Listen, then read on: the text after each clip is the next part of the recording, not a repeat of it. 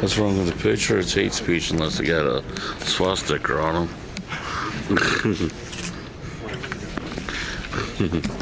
Just because someone's a Republican doesn't mean they're a Nazi.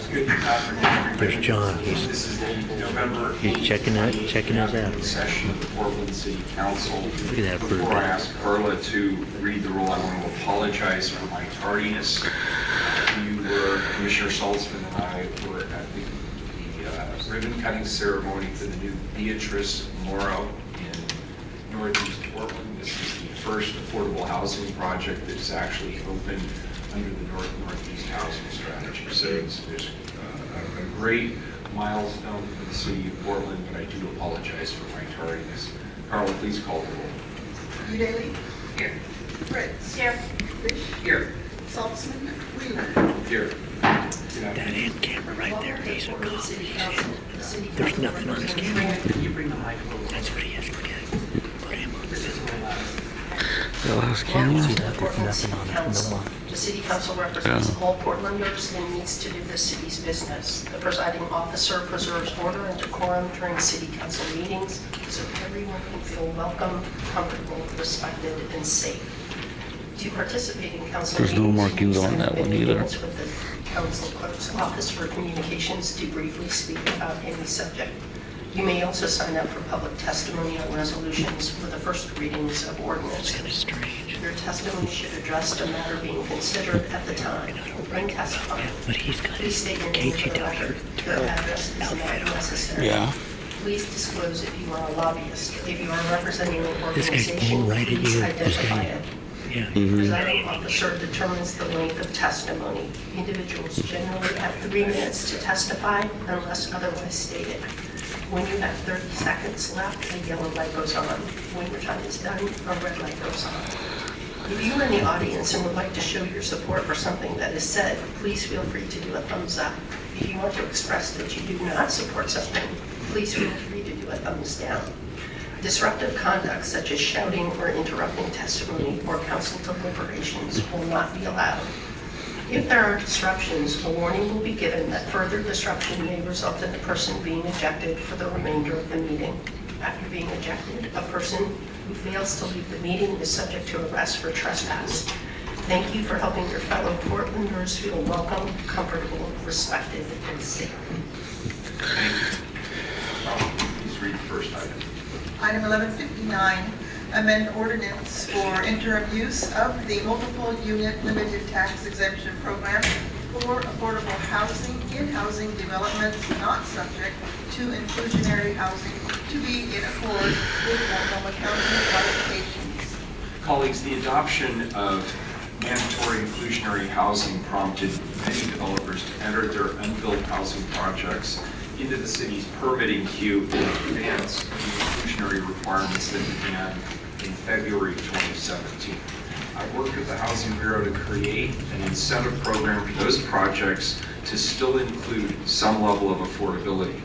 In March of this year, the council approved interim use of the multiple unit limited tax exemption program for projects not obligated to make units affordable under inclusionary housing. The Housing Bureau is back before us today to make some adjustments to the program. Greetings. Well, thank you, Mayor. For the record, Matthew Schwabel with the Portland Housing Bureau. As the Mayor mentioned, because it is a tax exemption authorized under state statute, it requires the concurrence of 51% of the taxing jurisdictions. After you passed the ordinance earlier this year, we've been working with the county, and the county just today adopted a resolution with a modification to the ordinance that you passed, and we're here to walk you through it and hopefully get your concurrence so we can put the program into place. So I'll turn it over to Dory Van Bockel. Good afternoon, Mayor, Commissioners. My name is Dory Van Bockel. I'm the manager of our development incentives team, including our tax exemption and inclusionary housing programs. So as Matthew mentioned, we were at the county today with the same presentation. I'll go through. There's probably more detail than you need, so afterwards we'll leave room for questions if there's something that you want to weigh in more on. I'll try to move through it quickly. Where's the Jeep? So just for some background and clarification that Matt already covered a little bit, when inclusionary housing went into effect in February 2017, it included use of the multi-program as one of the financial incentives provided to help offset the affordable housing being included in the new construction of new developments. And in March of 2017, There's the chief of and then police. in May, the city and county adopted a rolling cap on the amount of foregone revenue available for use with the multi-program, which kept the original $3 million cap in place, but allowed it to adjust to any housing surges, any cycles of development that increase during a given. Good, you got out from period. behind me. And as Matt mentioned, in March, we were here before you to adopt the multi-program for use That multi-picture of, camera just for projects prior to aggravates the shit out of me. and have just today been at the County Board of Commissioners who approved a resolution to concur with that program, and we have a couple of slight modifications.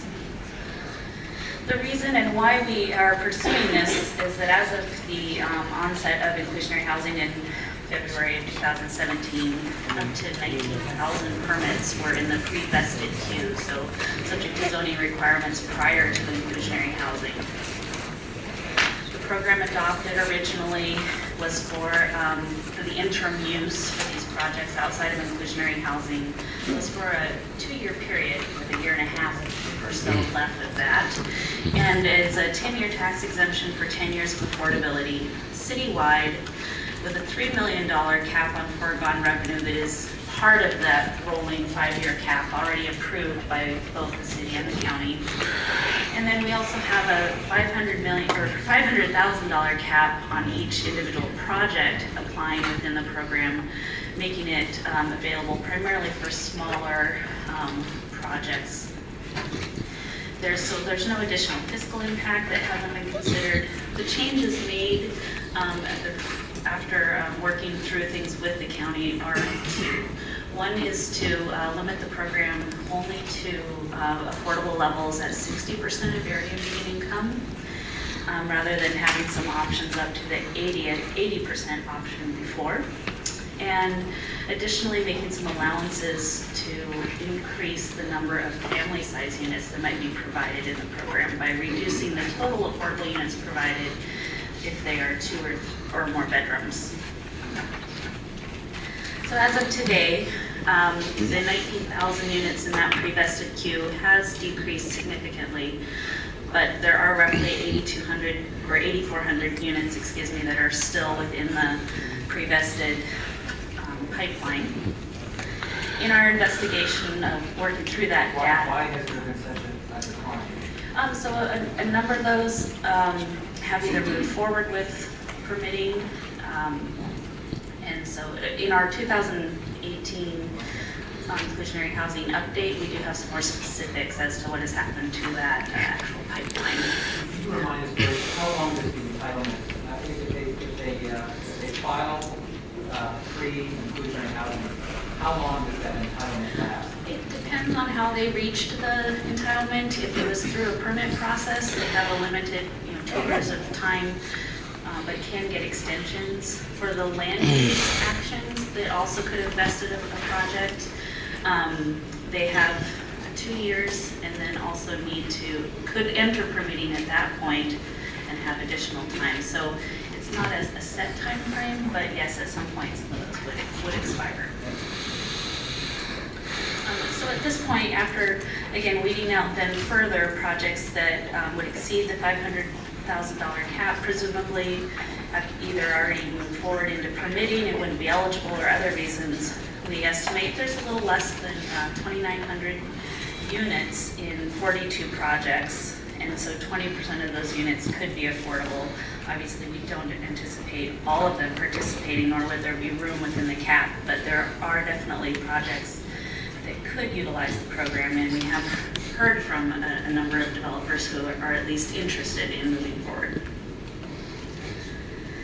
As far as the number of projects in the pipeline, they're distributed across the city, primarily on the east side with a couple in North Portland, and about a third of them though in the central city still.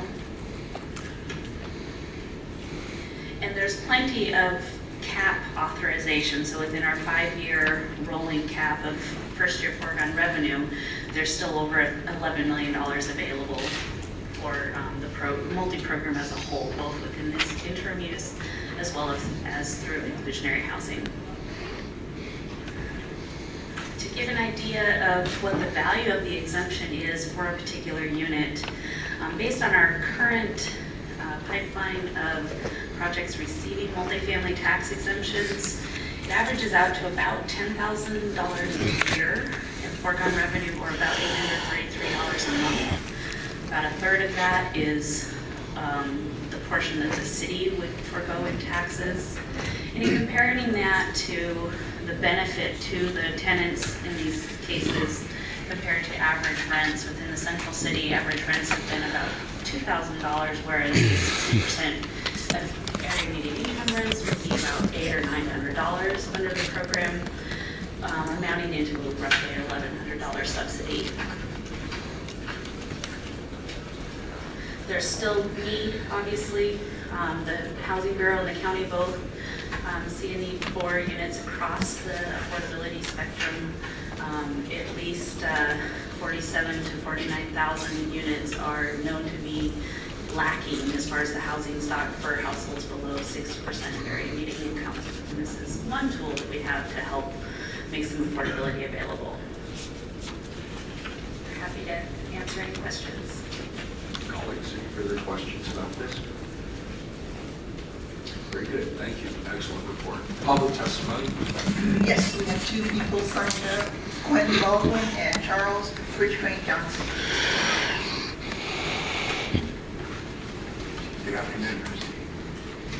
Good afternoon.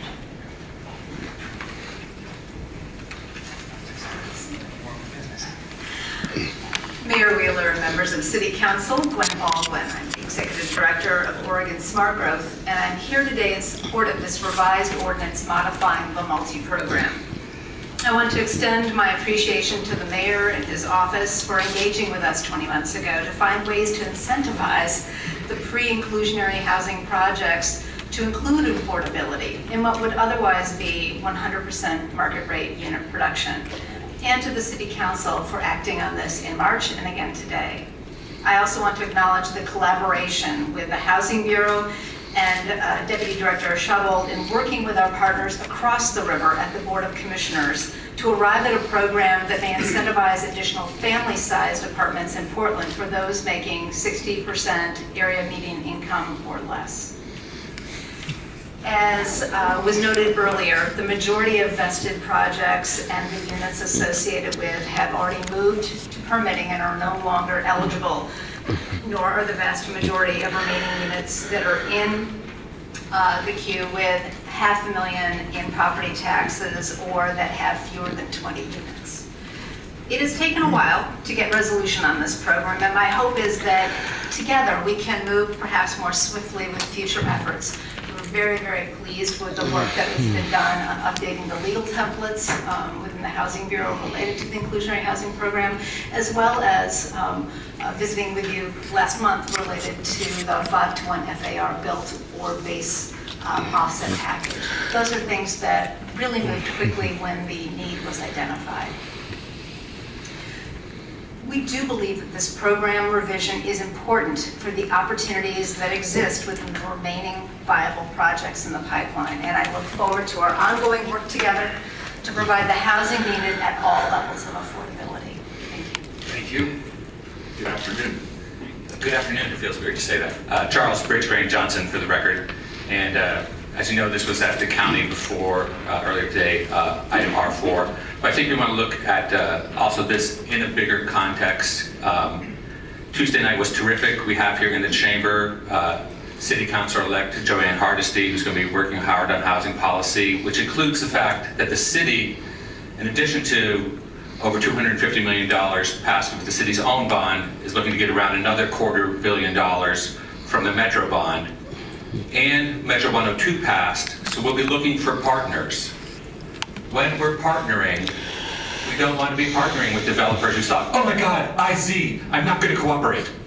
So in addition to voting yes on this measure 1159, I think there should be an acknowledgement that there should be an open framework to look at which developers have participated in this program to improve results with IZ or quasi-IZ on these projects in the pipeline, so that when we're doing proposals, maybe in the RFPs, RFQs for future development on the next, there's not quite a $500 million because we've spent some of the first $250,000 of the housing fund.